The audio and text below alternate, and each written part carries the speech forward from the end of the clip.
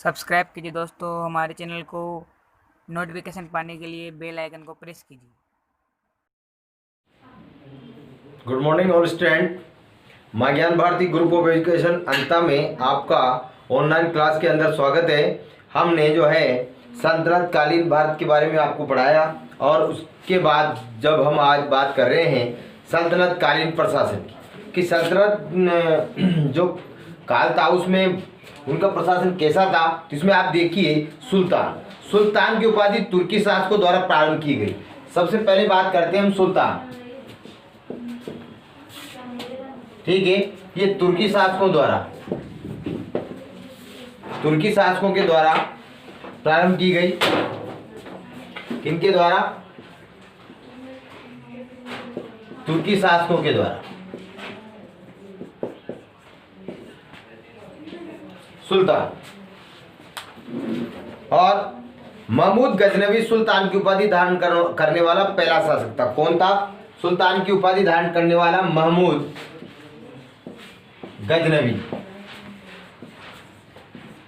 गजनवी पहला शासक था जिसने सुल्तान की उपाधि धारण की और तुर्की शासकों के द्वारा सुल्तान की पदवी जो है स्टार्ट की गई। आगे देखो आप, राज्य की संपूर्ण शक्ति सुल्तान के हाथ में होती थी। राज्य की जितनी भी राजनीतिक, आर्थिक, सामाजिक जितनी भी शक्ति थी वो किन के हाथों में होती थी?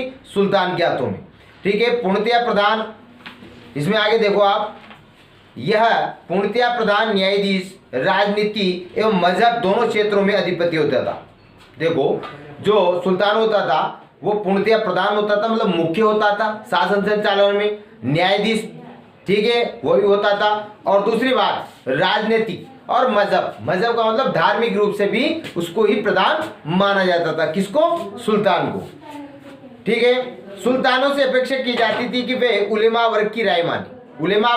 उलेमा वर्ग कौन था? वो राजा का परिवार के जो सदस्य थे उनको उलेमा वर्ग कहा जाता था, तो उनकी वो राय माने, ठीक है।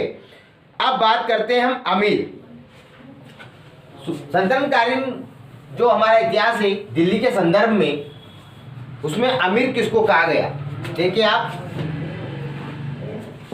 अमीर, इसमें देखिए आप, सुल्तान की शक्ति पर अमीर वर्ग का प्रभाव था। सुल्तान की सल्तनतकालीन भारत में सुल्तान की जितनी प्रकार की शक्तियां थी जिसको मुख्य रूप से प्रधान माना जाता था सभी क्षेत्रों के अंतर्गत, तो अमीर वर्ग का प्रभाव था। अमीरों के दो वर्ग थे, एक तो तुर्क और एक गैर तुर्क। अमीरों के दो पार्ट्स थे, एक तो तुर्क, पहला तो था इसके अंदर तुर्क, और इसका दूसरा पार्ट था गैर तुर्क। आगे देखो, इल्तुतमिश के काल में 40 अमीरों का समूह चहलगानी कहलाता था। मैंने आपको सल्तनतकालीन जो राजाओं के बारे में पढ़ाया, तो मैंने आपको बताया कि जो इल्तुतमिश था, ठीक है, इल्तुतमिश के समय उसके जो 40 जो सदस्य थे उसके राज्य के अंदर, जो शासन संचालन में एक सहयोग देते थे, मंत्रियों का एक समूह था, उनको एक 40 कहा गया, अर्थात तुर्क एक चहलगामी भी जिसको कहा जाता है। मैंने आपको पूर्व में भी लिखा चुका हूँ इस चीज को, है ना। शासन की योग्यता अयोग्यता के अनुसार अमीरों का दरबार में प्रभाव कम और ज्यादा होता था। अगर योग्यता ज्यादा है तो उन अमीरों की, ठीक है, क्या होती थी? पहचान अधिक होती थी, कार्य का अधिभार ज्यादा होता था। अगर योग्यता कम है और तो उनकी जो है पहचान उसके राज दरबार में कम होती थी। आगे देखिए, केंद्रीय शासन सत्ता मजलिस एक खलवत मंत्री परिषद की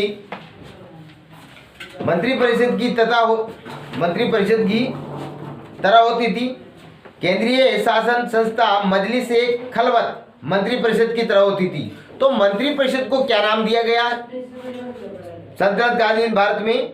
मजलिस एक खलवत। आगे देखो, वजीर, आरिज, मुमालिक, दीवाने इंशा, दीवाने रियासत, इसके 4 स्तंभ थे, ठीक है, केंद्रीय प्रशासन के। इसके बाद वजीर का कार्यालय दीवाने विजारत कहलाता था। जो वजीर होता था, जिसको हम प्रधानमंत्री कह सकते हैं आज के संदर्भ में, तो वजीर का कार्यालय दीवाने विजारत कहलाता था। यह वित्त विभाग का प्रधान कहलाता था, ठीक है। वजीर क्या कहलाता था? इसे वित्त विभाग कहा जाता था। मुस्तोफी क्या कार्य करता था? महालेखा परीक्षक, जो आज के समय में जिसको के कहा जाता है CAG, ठीक है, महालेखा परीक्षक। उस समय सल्तनत कालीन भारत में उसको मुस्तोफी कहा जाता था, ठीक है। खजीन यानी खजांची, जिसको हम आज के समय में रोकड़िया वगैरह जो कैशियर कहते हैं वो खजांची कहलाता था। मजम आधार अर्थात हिसाब संग्रह करने वाला, हिसाब संग्रह करने वाला, मतलब आज के संदर्भ में हम उसको कह सकते हैं अकाउंटेंट, ठीक है। लेखा परीक्षक, इस विभाग के कर्मचारी होते थे जलालुद्दीन खिलजी ने दीवाने वकूफ एवं अलाउद्दीन ने दीवाने मुस्तफ खराज विभाग की स्थापना की। तो आप याद रखिएगा, मुस्तफे खराज विभाग की स्थापना किसने की? अलाउद्दीन खिलजी ने की, ठीक है। ये वित्त विभाग के अंतर्गत आते थे। ये विभाग किस विभाग के अंतर्गत आते थे? वित्त विभाग के। मोहम्मद तुगलक ने भूमि को कृषि योग्य बनाने हेतु दीवाने अमीर कोही की स्थापना की। मोहम्मद तुगलक ने जो है कृषि मतलब भूमि को कृषि योग्य बनाने के लिए एक अलग सी विभाग की स्थापना की, जिसका नाम था दीवाने अमीर कोही। क्या नाम था उसका? दीवाने अमीर कोही। दीवाने इंसा पर शाही पत्र व्यवहार का दायित्व था। दीवाने इंसा जो पद था उसका कार्य क्या था? जो शाही पत्र व्यवहार था, एक राजा से दूसरे राजा के बीच में जो पत्र व्यवहार होता था, वो कार्य किसका था? दीवाने इंसा का। याद रखिएगा। आगे देखो, दीवाने रियासत का कार्य विदेश मंत्री की तरह था। दीवाने रियासत का कार्य क्या था? जो आज के संदर्भ में हम उसको विदेश मंत्री कह सकते हैं। सद्र उल सुदूर धर्म विभाग का प्रमुख था। याद रखिएगा, जो धर्म विभाग का जो प्रमुख था उसको सद्र उल सुदूर कहा जाता था। क्या कहा जाता था? सद्र उल सुदूर कहा जाता था। इसका कोष अलग होता था, जिसमें जकात से प्राप्त धन एकत्रित होता था। काजी उल कुजार ये न्याय विभाग का प्रमुख था। न्याय विभाग की मतलब न्यायाधीश को काजी उल कुजार, न्यायाधीश को किस नाम से जानते थे? काजी उल कुजात के नाम से, ठीक है। ये न्याय विभाग का प्रमुख था। बरीदे मुमालिक यानी सूचना विभाग के प्रमुख थे। दरबार एवं राजमहल के लिए 6 कर्मचारी थे। दरबार एवं राजमहल के लिए कितने कर्मचारी थे? 6। उनमें से कौन कौन से? वकीर दल बारबक, अमीर हाजिब, अमीर शिकार, अमीर मजलिस, सर जहांदार। सल्तनत काल सैन्य धर्म सापेक्ष राजतंत्र कहा जा सकता है। सल्तनत काल में सैन्य विभाग आप सापेक्ष रूप से क्या कहा जा सकता है? राजतंत्र का विभाग कहा जा सकता है। युद्ध के समय लूट के सामान को कम्श कहा जाता है। इंपॉर्टेंट चीज मैं आपको बताना चाहता हूं, युद्ध के समय सल्तनत कालीन भारत के संदर्भ में हम पढ़ रहे हैं, तो युद्ध के समय जो राजा सल्तनत कालीन भारत के इतिहास में जो राजा जीतता था, मतलब जिस पर आक्रमण करता था, आक्रमण करते हुए जिस राजा को हराया, तो उसकी साम्राज्य के अंतर्गत सोने चांदी जितने भी जो विशिष्ट वस्तुएं थी उनको लूटा जाता था। तो युद्ध के समय लूटी गई वस्तुओं को इंपोर्टेंट चीजें याद रखिएगा तुम्हारे बोर्ड के लिए। खम्स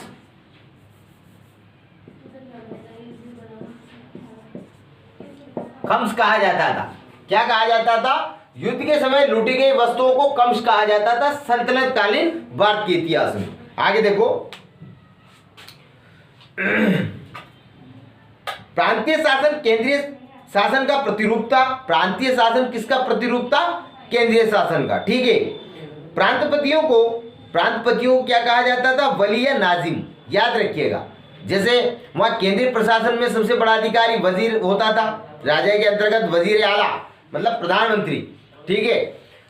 अब प्रांतों की अगर बात करते हैं तो प्रांतों में सर्वोत्कृष्ट सबसे बड़ा पद कौन सा था? वली या नाजिम होता था, ठीक है। प्रांतपति की नियुक्ति सुल्तान द्वारा, प्रांतपतियों की नियुक्ति किसके द्वारा होती थी? सुल्तान द्वारा होती थी। सिख जिले का राजस्व अधिकारी होता था।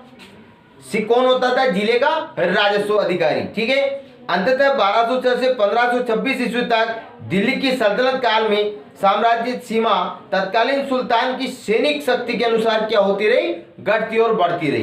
तो ये थी आपकी सल्तनत कालीन प्रशासन की व्यवस्था जिसमें कौन कौन अधिकारी क्या क्या कार्य करते थे, लूटी गई वस्तुओं को कब्ज किया जाता था, ये मैंने आपको बता दिया। वजीर आला क्या करता था, वली क्या कार्य करता था, ये चीजें आपको समझा दी। अब हम जो है मुगल कालीन भारत पढ़ते हैं। 10 क्यों कीजिए ना। तो आप देखिए, अब बात कर रहे हैं हम सल्तनत कालीन प्रशासन हमने पढ़ लिया। अब मुगल कालीन भारत जिसकी शुरुआत 1526 से, इसमें पढ़ेंगे हम 1526 से लेकर 1558 तक, ठीक है। इसमें बाबर ने 1526 ईस्वी में पानीपत के प्रथम युद्ध में इब्राहिम लोदी, याद रखिएगा 1526 में क्या किया बाबर ने, है ना, पानीपत के प्रथम युद्ध में, ठीक है, इब्राहिम लोदी को परास्त कर भारत में मुगल साम्राज्य का संस्थापक बना। मुगल साम्राज्य का संस्थापक अगर पूछा जाता है आपसे तो सर्वप्रथम कौन बना, बाबर बना। कब बना, 1526 ईस्वी में इब्राहिम लोदी को परास्त करके। कौन से युद्ध में, पानीपत के प्रथम युद्ध में। अब पानीपत का प्रथम युद्ध कब बना, कब हुआ, पानीपत का प्रथम युद्ध 1526 में हुआ। कहां पर हुआ, पानीपत में। पानीपत कहां पड़ता है, अभी वर्तमान के परिप्रेक्ष्य में अगर हम बात करते हैं पानीपत कहां पर है, पानीपत है करनाल हरियाणा में,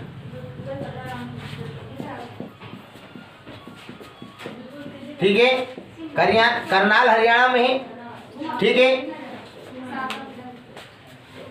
यह है तुर्क मुसलमान था। कौन सा मुसलमान था, तुर्क मुसलमान, और तैमूर का वंशज था।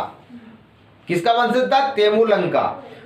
चुगताई तुर्क वंश से संबंधित होने के साथ साथ मंगोल सेना नायक चंगेज खां के वंश से भी इसका ताल्लुक था।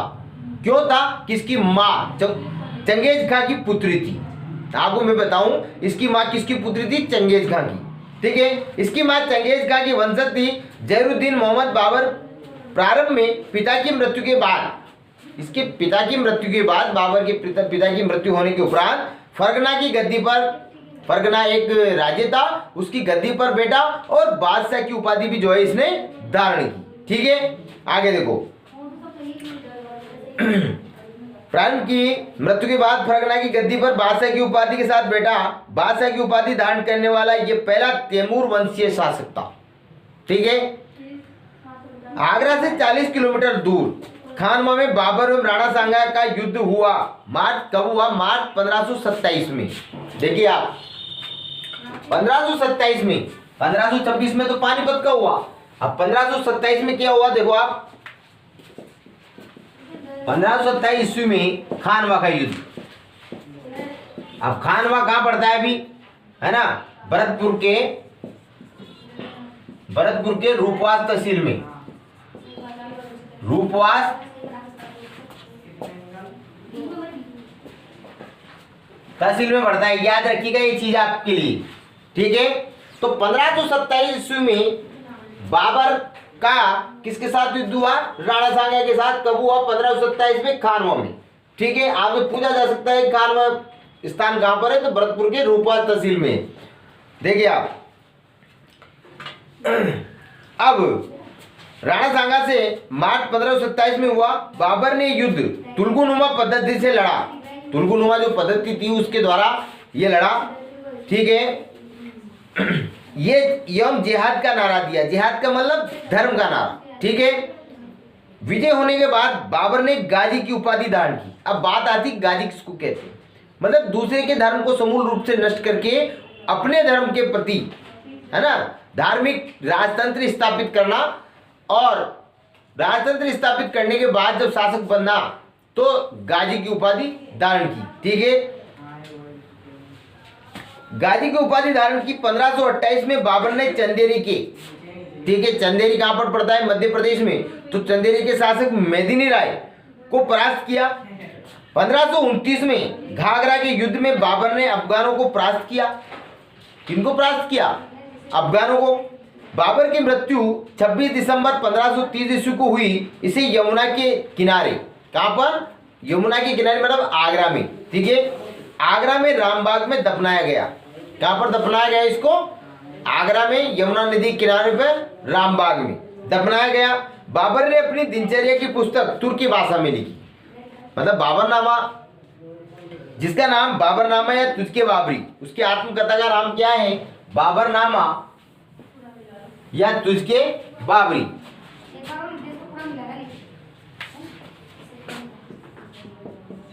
बाबरनामा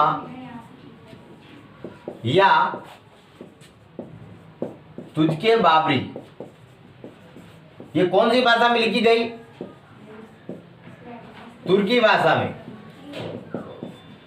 ठीक है, इसकी आत्मकथा थी। आगे देखो, बाबर ने अपनी दिनचर्या की पुस्तक तुर्की भाषा में लिखी थी जिसका नाम बाबरनामा या तुझके बाबरी है। अब्दुल रहीम खान काना ने इसे बाद में फारसी में अनुवाद किया। अब्दुल रहीम खान काना ने इस तुझके बाबरी या बाबरनामा का किस भाषा में? फारसी भाषा में। तो आपसे पूछा जा सकता है कि ये तो आत्मकथा किसने लिखी? बाबर ने लिखी, तुर्की भाषा में लिखी, लेकिन पारसी भाषा में इसका अनुवाद किसने किया? इसका कन्वर्ट किसने किया? है ना, अब्दुल रहीम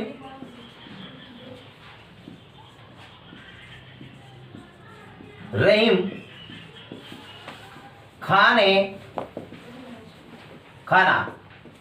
इसने क्या किया? पारसी भाषा में अनुवाद किया। ठीक है, बाबरनामा का। आगे देखो, इसके बाद में फारसी में इसको अनुवादित किया। यह था बाबर का, और बाबर को जो है मुगल काल का क्या माना जाता है? प्रथम शासक, और उसका संस्थापक शासक भी माना जाता है। ठीक है, तो मैंने आज आपको मुगल कालीन शासन का जो पहला संस्थापक शासक था बाबर, जिसने धर्म युद्ध को जिहाद का युद्ध बताते हुए भारत में किस प्रकार अपना पदार्पण किया और गाजी की उपाधि कैसे धारण की।